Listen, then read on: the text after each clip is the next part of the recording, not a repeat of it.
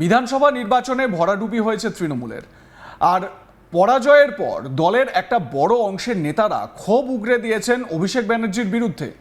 অভিষেকের ঔদ্ধত্য ও সিনিয়র নেতৃত্বকে সম্মান না করার মানসিকতাই শোচনীয় পরাজয়ের অন্যতম কারণ বলে মনে করেন ওই সমস্ত নেতারা। ইতিমধ্যেই জয়ী বিধায়কদের পাশাপাশি অন্যান্য বহু তৃণমূল নেতানেত্রীও মমতা ব্যানার্জি অভিষেক ব্যানার্জির সঙ্গ ছেড়ে ঋতব্রত ব্যানার্জির শিবিরে ভিড়েছেন। সেই তালিকায় রয়েছেন কোচবিহারের বর্ষিয়ান তৃণমূল নেতা তথা রাজ্যের প্রাক্তন মন্ত্রী রবীন্দ্রনাথ ঘোষও।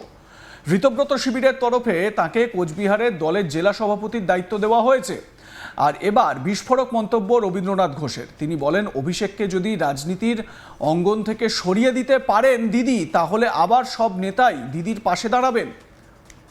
একই সঙ্গে আইপ্যাকের বিরুদ্ধেও ক্ষোভ উগরে দেন রবীন্দ্রনাথ ঘোষ। তো মমতার প্রিয় রবি কি বলেছেন শুনুন তার বক্তব্য। নেতা হতে গেলে অনেক কিছু ত্যাগ করতে হয়, সেই জায়গাটায় আমার মনে হয় দিদি পারেনি। নাম্বার ওয়ান, অভিষেক ব্যানার্জির তার অভিজ্ঞতা কম, তাহলে তার লড়াই আন্দোলনের অভিজ্ঞতা নাই বললেই চলে। তার সাথে এই যে আইপ্যাক, এই আইপ্যাকটা ছোটো ছোটো বাচ্চা ছেলেরা ভিন রাজ্য থেকে এসছে, আর আমরা লড়াই আন্দোলন করে মধ্য দিয়ে উঠে অনেক অভিজ্ঞতা অর্জন করার পরেই আমরা দলকে এই জায়গায় নিয়ে এসেছি। 11 সালে তো জয়ের জন্য তো আইপ্যাক দরকার হয়নি। 16 সালে অত বড় জয় হয়েছে তৃণমূল কংগ্রেসের রাজ্যে, কোনো আইপ্যাক ছিল না, কোনো আইপ্যাকের দরকার হয়নি। হঠাৎ করে কী এমন হলো যে আইপ্যাকের দরকার পড়ে গেল? আর ওই ছোটো ছোটো ছেলে বাচ্চারা তারা আমাদের মতো সিনিয়র লিডারদের নির্দেশ দিচ্ছে, তাদের নির্দেশ অনুযায়ী কাজ করতে হবে, আর তাদের নির্দেশ অনুযায়ী কাজ করতে গিয়ে দলে ভরাডুবি হয়ে গেল। এই যে একটা জিনিস, যেমন যেটা শুভেন্দু অধিকারী এখন মুখ্যমন্ত্রী হয়েছেন, এর আগে শুভেন্দু অধিকারী যেটা জানা যায় যে অভিষেক ব্যানার্জির জন্যই মূলত দলটা ছেড়েছিলেন এবং সেখান থেকে দলের ভাঙন শুরু হয়।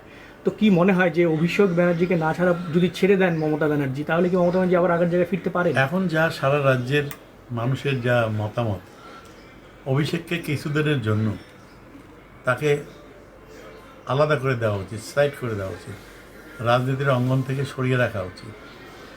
এবং আমার যেটা মনে হয়, অভিষেককে যদি রাজনীতির অঙ্গন থেকে সরিয়ে দিতে পারে দিদি, তাহলে আবার সব নেতারাই দিদির পাশে দাঁড়াবে।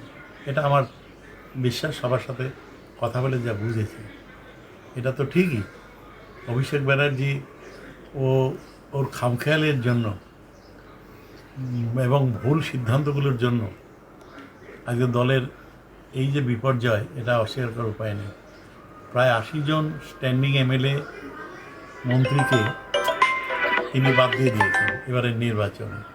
এটা বিরাট একটা প্রভাব পড়েছে। সিনিয়র লিডারদের বাদ দিয়ে দিয়েছেন, সংগঠনের দায়িত্ব থেকে বাদ দিয়ে দিয়েছেন।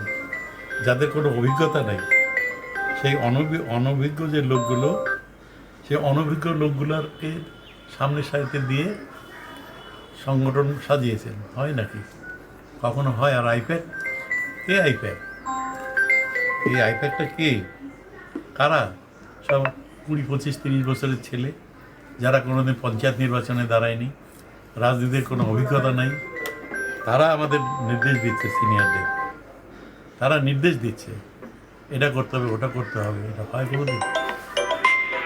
সুতরাং সেই ক্ষেত্রে কর্মীদের বাঁচাতে, কর্মীদের পাশে থাকার জন্যই এই ধরনের সিদ্ধান্ত সারা রাজ্যব্যাপী বিধায়ক, জনপ্রতিনিধি এবং কর্মীরা কিন্তু নিয়ে ফেলছে অলরেডি। দিদি যদি সংশোধন করে, মানুষের দাবি প্রতি যদি দিদি আস্থা দেখায়, অর্থাৎ অভিষেককে যদি সাইড করে দেয় দল থেকে, তাহলে হয়তো আবারও সমস্ত নেতা নেত্রী, এমএলএ এমপি আবার ফিরতে পারে দিদির পাশে।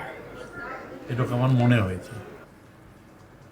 শুনলেন তো রবীন্দ্রনাথ ঘোষের বক্তব্য। তিনি বলছেন, দিদি যদি অভিষেককে সাইড করে দেন, কোট আনকোট এই সাইড করে দেওয়ার দাবি জানাচ্ছেন অভিষেক ব্যানার্জিকে দল থেকে।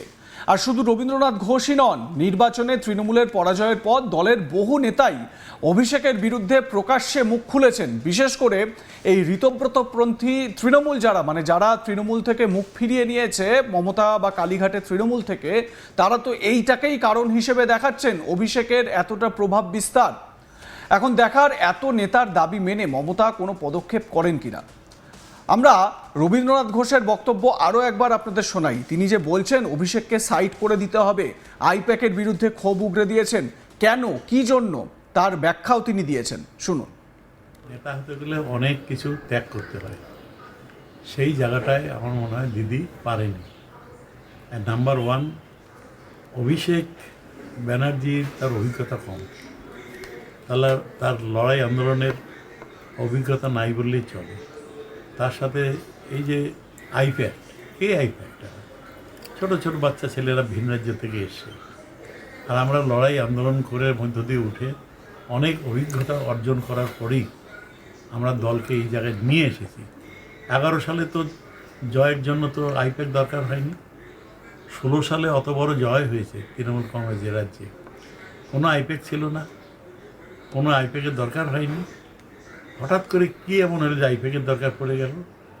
আর ওই ছোটো ছোটো ছেলে বাচ্চারা তারা আমাদের মতো সিনিয়র লিডারদের নির্দেশ দিচ্ছে, তাদের নির্দেশ অনুযায়ী কাজ করতে হবে, আর তাদের নির্দেশ অনুযায়ী কাজ করতে গিয়ে দলে ভরাডুবি হয়ে গেল। এই যে একটা জিনিস যেমন যেটা শুভেন্দু অধিকারী এখন মুখ্যমন্ত্রী হয়েছেন, এর আগে শুভেন্দু অধিকারী যেটা জানা যায় যে অভিষেক ব্যানার্জির জন্যই মূলত দলটা ছেড়েছিলেন এবং সেখান থেকে দলের ভাঙন শুরু হয়। তো কি মনে হয় যে অভিষেক ব্যানার্জিকে না ছাড়া যদি ছেড়ে দেন মমতা ব্যানার্জি, তাহলে কি মমতা ব্যানার্জি আবার আগের জায়গায় ফিরতে পারে? এখন যা সারা রাজ্যের মানুষের যা মতামত, অভিষেককে কিছুদিনের জন্য তাকে আলাদা করে দেওয়া উচিত, সাইড করে দেওয়া উচিত, রাজনীতির অঙ্গন থেকে সরিয়ে রাখা উচিত। এবং আমার যেটা মনে হয়, অভিষেককে যদি রাজনীতির অঙ্গন থেকে সরিয়ে দিতে পারে দিদি, তাহলে আবার সব নেতারাই দিদির পাশে দাঁড়াবে। এটা আমার বিশ্বাস, সবার সাথে কথা বলে যা বুঝেছি এটা তো ঠিকই। অভিষেক ব্যানার্জি ওর খামখেয়ালের জন্য এবং ভুল সিদ্ধান্তগুলোর জন্য আজকে দলের এই যে বিপর্যয়, এটা অস্বীকার করার উপায় নেই।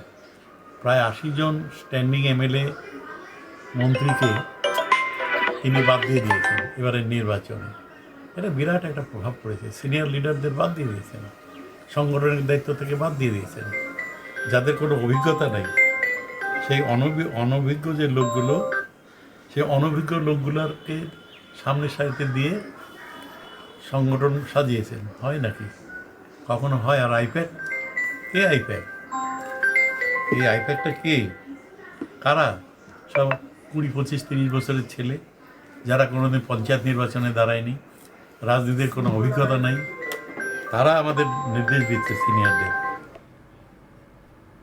লাইক কমেন্ট শেয়ার করতে ভুলবেন না। দেখতে থাকুন আজ তাক বাংলা, সাবস্ক্রাইব করুন আমাদের ইউটিউব চ্যানেলটি।